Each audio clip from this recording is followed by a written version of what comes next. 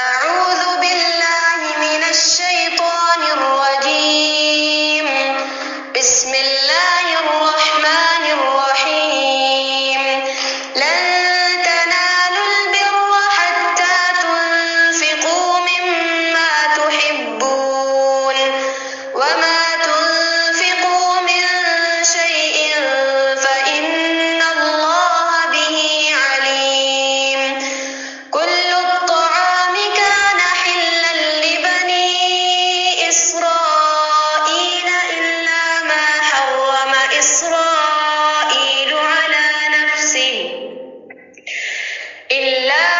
حرم إسرائيل على نفسه من قبل أن تنزل التوراة. قل فأتوا بالتوراة فاتلوها إن كنتم صادقين. فمن افترى على الله الكذب من بعد ذلك فأولئك هم الظالمون. قل صدق الله. فاتبعوا ملة إبراهيم حنيفا وما كان من المشركين. اعوذ باللہ من الشیطان الرجیم. بسم اللہ الرحمن الرحیم. آج ہم انشاءاللہ چوتھے پارے کا خلاصہ دیکھیں گے. چوتھے پارے کے شروع میں اللہ رب العزت ارشاد فرماتے ہیں کہ تم اس وقت تک نیکی کو نہیں پہنچ سکتے جب تک اس چیز کو خرچ نہیں کرتے جو تمہیں محبوب ہے، اور جو کچھ تم خرچ کرتے ہو اللہ اس کو خوب جانتا ہے. اس آیت کے نزول کے بعد صحابہ کرام رضوان اللہ علیہم اجمعین نے اپنے محبوب ترین مال کو بھی اللہ کے راستے میں خرچ کرنا شروع کر دیا تھا.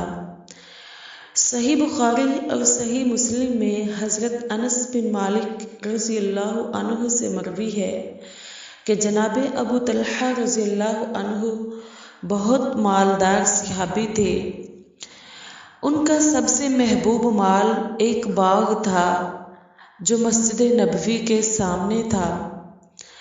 رسول کریم صلی اللہ علیہ وسلم کبھی کبھار اس باغ میں تشریف لاتے اور اس کا میٹھا پانی پیتے.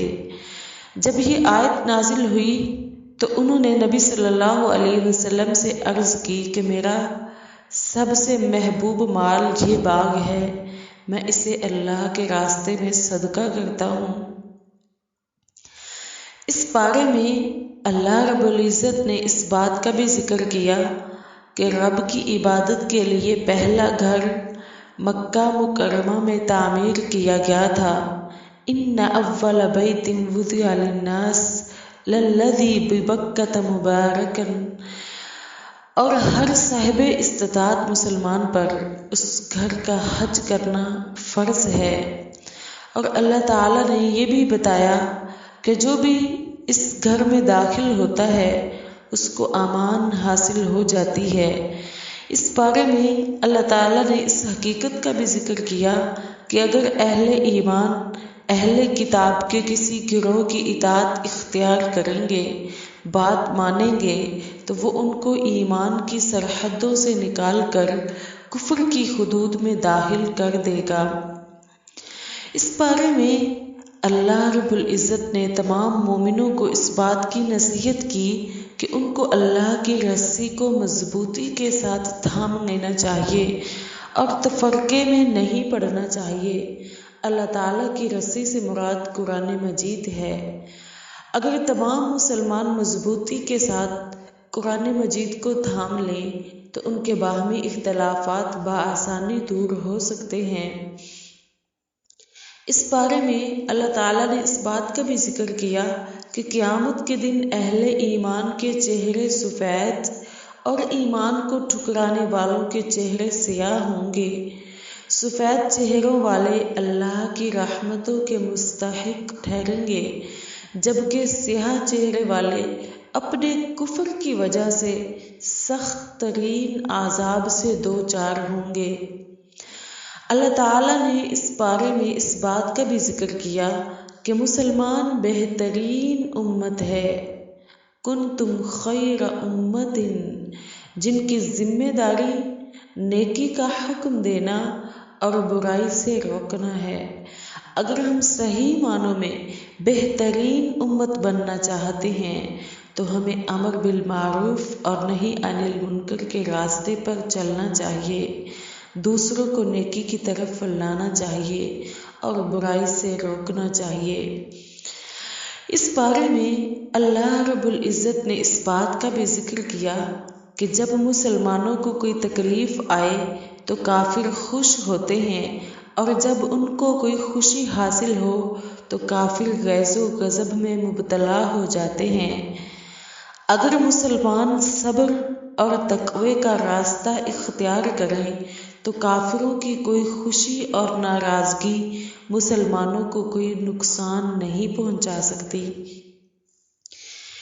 اس سورہ مبارکہ میں اللہ رب العزت نے غزوہ بدر کا ذکر کیا ہے کہ اللہ تعالیٰ نے نبی کریم صلی اللہ علیہ وسلم سے وعدہ کیا تھا کہ مسلمانوں کی نصرت کے لیے، مدد کے لیے 3000 فرشتوں کو اتارے گا، اور اسی طرح رب رحمان نے یہ بھی ارشاد فرمایا کہ اگر کافر مسلمانوں تک رسائی حاصل کر لیں گے اور مسلمان صبر استقامت سے ان کا مقابلہ کریں تو اللہ سبحانہ و تعالی 5000 فرشتوں کو مسلمانوں کی مدد کے لیے اتارے گا۔ سورہ انفال میں اللہ تعالیٰ نے ارشاد فرمایا کہ مسلمانوں کی مدد 1000 فرشتوں سے کی جائے گی، جن کے بعد مزید فرشتے آئیں گے۔ اللہ نے ساتھ ہی یہ بھی فرمایا کہ فرشتوں کی مدد تو ایک خوشخبری اور بشارت ہے، وگرنہ اصل میں تو مدد فرمانے والی اللہ رب العزت کی ذات ہے جو بہت بلند ہے۔ آج بھی اللہ رب العزت مسلمانوں کے حال جس طرح کے حالات ہیں، اللہ مدد کر سکتے ہیں، اللہ مدد فرمائیں گے، یہ بگڑے حالات سنور سکتے ہیں اگر مسلمانوں کے اندر صبر، استقامت اور تقوی جیسی صفات آ جائیں۔ اس بارے میں اللہ رب العزت نے فرمایا، اے ایمان والو، سود کھانے سے اجتناب کرو۔ اس بارے میں اللہ رب العزت نے مسلمانوں کو جنت کی طرف تیزی سے بڑھنے کی تلقین کی ہے اور کہا ہے کہ جنت کی وسعت زمین اور آسمان کے برابر ہے۔ اس صورت میں اللہ رب العزت نے جنتی مومنوں کی یہ صفت بیان کی ہے کہ جب ان سے صغیرہ یا کبیرہ گناہوں کا ارتکاب ہو جاتا ہے اور وہ اللہ سے اپنے گناہوں کی معافی مانگتے ہیں، اور اللہ کے سوا کون گناہوں کو معاف کر سکتا ہے، وَمَن يَغْفِرُ الذُّنُوبَ إِلَّا اللَّهُ۔ غزوہ احد میں مسلمانوں کو کفار کے ہاتھوں کافی نقصان اٹھانا پڑا تھا۔ اس نقصان کی وجہ سے مسلمان بہت دکھی تھے۔ اللہ تعالیٰ نے مسلمانوں کو تسلی دیتے ہوئے فرمایا کہ اگر تمہیں زخم لگا ہے تو تمہاری طرح تمہارے دشمنوں کو بھی زخم لگا ہے، اور ان ایام کو ہم لوگوں کے درمیان بدلتے رہتے ہیں، اور اس ذریعے سے اللہ مومنوں کو بھی جانچ لیتا ہے اور کئی لوگوں کو شہادت کا منصب بھی عطا فرما دیتا ہے۔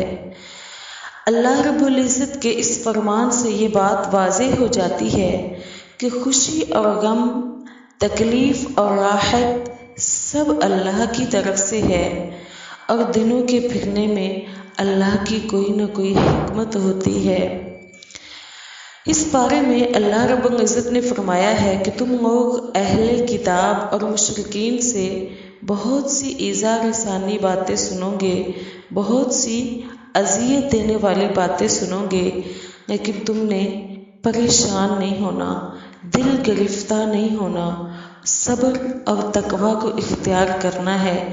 بے شک یہ بہت بڑا کام ہے۔ اللہ کے نبی صلی اللہ علیہ وسلم کے بارے میں مشرکین، عیسائی اور یہودی طرح طرح کی باتیں کرتے رہے، اور ان کے ساتھ ساتھ منافقین کا سردار عبداللہ بن ابی بھی اپنے ساتھیوں کی ہمراہی اللہ کے آخری رسول صلی اللہ علیہ وسلم کو ایذا تکلیف دینے میں مصروف رہا۔ اللہ تعالیٰ نے اپنے نبی کی مدد فرمائی اور آپ صلی اللہ علیہ وسلم کے خلاف سازشیں کرنے والوں کو ناکام اور نامراد بنا دیا۔ سورہ آل عمران کے بعد سورۃ النساء ہے۔ سورۃ النساء کے شروع میں اللہ تعالیٰ نے انسانوں کو اس بات کی تلقین کی ہے کہ انہیں اللہ سے ڈرنا چاہیے جو ان کا پروردگار ہے، اور اس نے ان کو ایک جان یعنی آدم علیہ السلام سے پیدا کیا اور ان سے ان کی زوجہ کو پیدا کیا، اور پھر کثیر تعداد میں مردوں اور عورتوں کو پیدا کیا۔ اس آیت میں اس بات کی طرف توجہ دلائی گئی ہے کہ ذات پات اور برادری وجہ عزت نہیں، اس لیے کہ تمام انسانوں کی اصل ایک ہی ہے۔ اس صورت میں اللہ تعالیٰ نے صنفی بد امنی کو روکنے والی ایک تدبیر بھی بتلائی ہے۔ اللہ تعالیٰ ارشاد فرماتے ہیں، تم اپنی من پسند 2، 3 اور 4 عورتوں سے نکاح کر سکتے ہو، تاہم اگر تم محسوس کرو کہ تم انصاف نہیں کر سکتے تو ایسی صورت میں ایک ہی کافی ہے۔ اس صورت میں اللہ تعالیٰ نے وراثت کے مسائل کو بھی بڑی وضاحت سے بیان کیا ہے۔ اللہ تعالیٰ نے والد کی جائیداد میں سے بیٹوں کا بیٹیوں کے مقابلے میں دگنا حصہ رکھا ہے۔ اگر کسی انسان کی صرف بیٹیاں ہوں تو اس صورت میں وہ انسان کی 2/3 جائیداد کی مالک ہوں گی، اور اگر صرف ایک بیٹی ہو تو وہ نصف جائیداد کی مالک ہوگی۔ شوہر اپنی بیوی کی جائیداد میں 1/4 حصے کا مالک ہوگا، جبکہ بیوی اپنے شوہر کی جائیداد میں 8ویں حصے کی مالک ہوگی۔ والد اور والدہ کا اپنے بیٹے کی جائیداد میں 6واں حصہ ہوگا۔ اسی طرح بے اولاد شخص کی جائیداد اس کے بہن بھائیوں میں تقسیم ہوگی۔ جائیداد کی تقسیم سے پہلے انسان کے ذمے واجب الادا قرض کو ادا کرنا چاہیے، اور اگر اس نے کسی کے حق میں کوئی وصیت کی ہو جو 1/3 سے زیادہ نہیں ہو سکتی تو اس کو ادا کرنا چاہیے۔ اس صورت میں اللہ تعالیٰ نے حق مہر کے حوالے سے ارشاد فرمایا کہ انسان اپنی بیوی کو حق مہر کے طور پہ خزانہ بھی دے سکتا ہے، اور انسان کے لیے یہ جائز نہیں کہ حق مہر دینے کے بعد اس کو واپس لینے کی کوشش کرے۔ اللہ تعالیٰ سے دعا ہے کہ اللہ ہمیں قرآن مجید پڑھنے، سمجھنے اور اس پہ عمل پیرا ہونے کی توفیق عطا فرمائے۔ آمین۔